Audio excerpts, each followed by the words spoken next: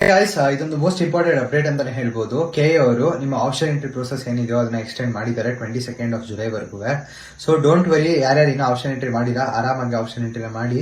So ಯಾವುದೇ ರೀತಿ tension ಪಡ್ಕೋಬೇಡಿ.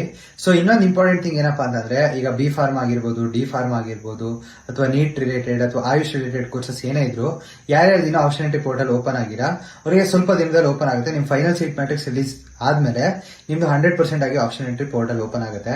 So worry ಮಾಡಬೇಡಿ, ಆರಾಮಾಗಿರಿ. ಇವಾಗ ಏನ್ ಟೈಮ್ ಕೊಟ್ಟಿದ್ರು ಅದೇ ತರ ನಿಮ್ಗೂ ಟೈಮ್ ನ ಕೊಡ್ತಾರೆ. ಸೊ ವರಿ ಮಾಡದೆ ನೀವು ಕೂಡ ಆರಾಮಾಗಿ ಆಪ್ಷನ್ ಎಂಟ್ರಿ ಮಾಡಬಹುದು.